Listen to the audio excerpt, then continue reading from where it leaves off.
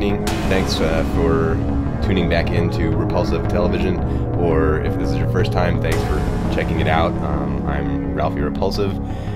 I'm the bass player slash singer for Order of the Fly, as well as a band called Erase, Negate, Delete, or End. I haven't done one of these in a little while, so I know it's been a few, and this is the first one I'm doing without any sort of makeup. But I decided to kind of switch it up, and this will be the last one of the year. It is almost New Year's. It's almost 2019, so I thought I'd just do one last one real quick to let everybody know what's been going on and some news. So, first thing, just news-wise, is a lot of people were asking, because I mentioned it in the first one, not a lot, you know, some of you guys were asking, about the vinyl release of our album Hollow Voices of a Dead Generation from a few years ago. Well, the CD came out years ago, and we were approached by Craig from Uncommon Interests, a record label out on the East Coast. He lives in Florida. He's just a really solid, awesome guy. I encourage anybody that's into this kind of music or into horror rock or horror punk to check out his label. He's put out a bunch of great releases, and he puts it out on vinyl. He basically, you know, releases things that he wants to hear, and so he's done, like, he just did, I guess it was the I've heard, like, he's done stuff with Bad Hormones, Epidemics. Anyways, real solid guy, awesome guy. So he contacted me, and we decided that we're gonna do the vinyl re-release of this album. And it kind of was a little bit on pause for a bit because I've been super busy, and I know he has too. He's put out some releases, but now we're working towards it. I've got basically, we're gonna kind of do a split label type release. He's gonna take care of the vinyl. He's got a really good pressing plant that he goes through. He let me hear some of the remastered versions of a couple of the songs, and they came out great. I'm gonna do the art. I'm gonna do a gatefold LP cover. It'll be on colored vinyl. The first run will probably be maybe, I think, like 100, 150 copies, and then depending on how that goes, then we'll re-release hopefully like another colorway as we go along. So that's coming down the pipe, and it'll be a while because the pressing plants right now, vinyl, as popular as it is, it's taking a long time for things to get pressed. So I'm hoping for like a summertime release, which we could do a short tour around. Tom was over last night, and we were discussing it about doing like a few dates.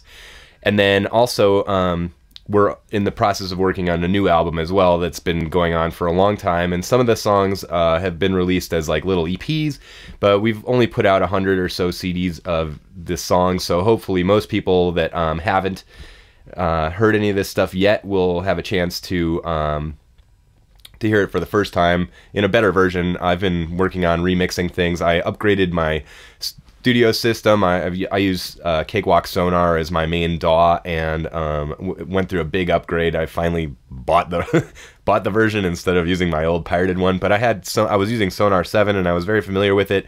The new Sonar Platinum, it's great. It's amazing, but not everything. It wasn't an easy transition to take all these old, like this album that we were working on, and just immediately, it didn't, like, you know, just quickly like reopen in the new one. So it was a long process of just sort of reassembling this almost from scratch, but in the process has made me like reevaluate a lot of the tracks. I've gotten a lot more like better quality plugins. I think I love Joey Sturgis tones, so I've got like a whole bunch of his stuff. I've got I don't know, some other really good ones. And it's made a big leap in sound, for at least to my ears, especially on some of the much older tracks that I'm remixing to put on the album as well, such as Persistence of Vermin and Illuminati, which are two songs that were kind of like the first tracks I ever really did start to finish, like soup to nuts, recorded, mixed, mastered, everything myself, and I didn't really know what I was doing. I mean, I kind of did because I had been working at a independent studio for a while, but some of the things I noticed that I did, it just sounds, it's like way over compressed. I was obsessed with making all the drums sound as isolated as possible. So if it was a snare track, I only wanted to hear the snare. In the like overheads, I was trying to duck out the snare for whatever reason, because I thought, you know, I could achieve perfect isolation. So I would use side chain compression on my overheads, and it sounded like I was trying to listen back to it, and I'm like, what is going on with the drums? songs, and then I looked at it, so then I had to go back into much older files and find the unedited versions that I did. Anyways, big process.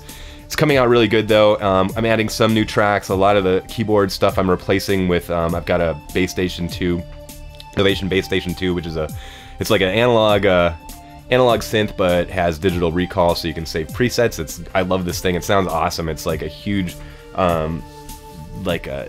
it really thickens everything up and has a lot of really nice low end because of its sub oscillator. And so I'm adding a lot of that to stuff. Not a lot, but just kind of peppering it in here and there to kind of give it some analog. Some of the older synth sounds that are on there sound pretty brittle and digital, so I kind of want to retrack them. I'm fixing up some vocal stuff that I didn't like that I did. And I've been using bass. As far as my bass goes, I've always really loved the tone I had, but it just always sounded a little, I don't know, a little thin kind of maybe, or too abrasive or something. I don't know, I don't know what I was doing, but I got the Bass Forge Hellraiser or something like that. I don't know, whatever. It's the bass VST plugin thing that Joey Sturgis Tones put out. That it sounds so good. Just cycling through like basic presets and maybe noodling a little bit here and there, and it sounds freaking awesome. So I'm really excited to play some of this stuff. So that's kind of getting into the weeds a little bit. Anyway, so that's our plan. So hopefully by summer the vinyl version of Persistence will be out. Then hopefully by October is what I'm shooting for. Is going to be this new album.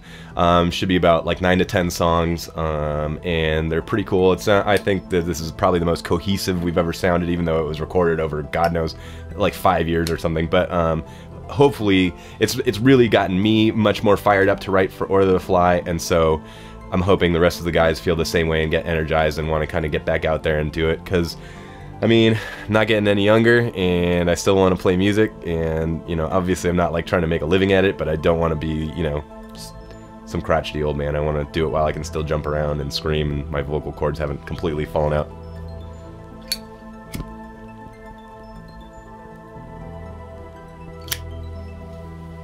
And other than that, I always get sort of melancholy towards the end of the year and think back over, you know, what's transpired, how that, you know, now that it's gonna be New Year's Eve, I always make a list of resolutions, so I'm kind of thinking about what I'm gonna resolve for this year. Last year, I didn't really adhere to too many of my resolutions just because it was a real chaotic year. 2018 was.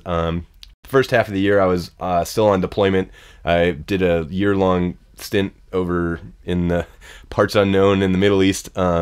For those of you that don't know, I'm also in the Army Reserves, so it's basically, if you've ever seen the movie In the Army Now with Pauly Shore, that's essentially my life story. If you just changed his MOS to my MOS, it's basically pretty much exactly my life.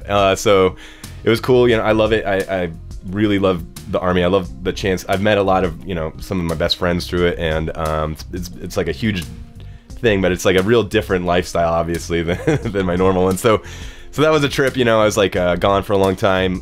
So the first I came back in June and so after that it just immediately, like, you know, got back into working and stuff. So it's a lot of, you know, second half of the year was me just like adjusting. I got a new job. I love it, but yeah, so anyways, it was a very interesting, crazy year. We lost some good friends. My buddy Pat Smith, who was a wonderful guy. He had been friends of the band since like day one. He was one of the best friends of our original drummer Aaron, and just a really all-around wonderful guy. He went to like every like home show we had. One of the nicest guys I ever met, and unfortunately passed away in a heroic manner, but tragic, and was trying to do the right thing, and sad. You know, I don't want to get into specifics, but you know, that was a big loss. And then there was a positive out of it though. I went to his funeral and got to reconnect with Aaron. I hadn't seen Aaron in you know, over a year or so, so it was good to see him, and glad he's doing well, looks healthy, happy and everything. And so hopefully we'll get back together, have a couple brewskis soon, and got to see Pat's family and stuff, and I wish him the best. You know, I'm thinking about you guys, and I know it's got to be a really hard time, but you know, me and the rest of the guys in the band are always here if you need us.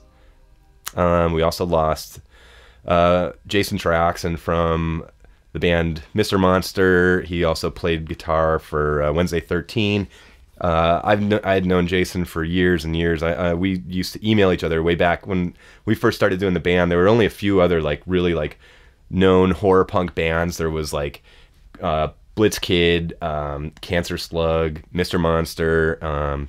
You know, other than that, there weren't that many. At least, Die Monster Die. I guess like Impaler doesn't really, or they're not exactly that sound, but they basically fit in that genre, and a few others. But so we would email each other. It was like pre-MySpace and everything, and we connected and stuff. And then he ended up coming out to California to do a tour for I don't know if it was a new album or re-releasing his album. And then so we kind of became buddies. We did some cool stuff. I had some fun adventures with him. And then over the years, you know, our bands would always cross paths, and we'd see each other all the time and bump into each other. And he unfortunately passed away. Not really sure on the specifics. I don't want to pry, but that was a big loss too, just because he was definitely like a peer and a real nice guy. And you know, we had some fun times. We went to like see the Murder Dolls at the Key Club and got in like the VIP section. I got this, like I was sitting right next to like Sean Yzalt from frickin' White Zombie, and like the lead Dave Dranian from Disturbed was there. He's like about this tall. It was cool, man. But Jason was a great guy, and you know, I was really sad to hear that he passed away too. But you know, hopefully this will be like a sort of, you know, it'll turn the corner in 2019. It'll be a good year all around for everyone. My buddy Chris Soto is moving up north, so I'll miss him. But hopefully we'll get to see each other soon. What else? As far as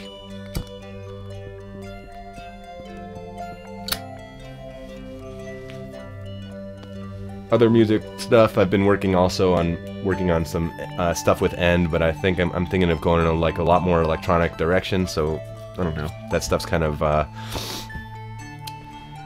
it's coming around the corner. It'll be a little while. First, I'm focused on getting the Order of the Fly stuff done. But anyways, that's kind of it. It's been, you know, been a big year, a lot of ups and downs. It was fun to get back and to play again, some shows and stuff, because we hadn't really for a while. So I'm hoping that we can get back on the horse and start maybe doing a lot more dates, maybe out of town here and there. We all work, you know, regular jobs and have families and commitments and everything. But I really do love like getting out there and playing, and so hopefully the new year will bring some of that. And that's kind of all the news for this time around. I just wanted to wish everybody a happy new year. Hope you're all having happy holidays, Merry Christmas, Hanukkah, Kwanzaa, whatever else you're celebrating out there, or nothing. I don't know. I just hope you're enjoying your last few days of 2018. I wish all you guys the best. Hope to see you all soon, playing a show or something, and I'll be more regular about posting videos. If I watch this back and don't hate the way I look without makeup, then it'll make it a lot easier and a lot faster, and I can kind of do this more often. So anyways, with that said, I hope everybody has a wonderful, happy new year. Be safe, you know, Uber if you're drinking, and hope to see all of you in 2019. Bye.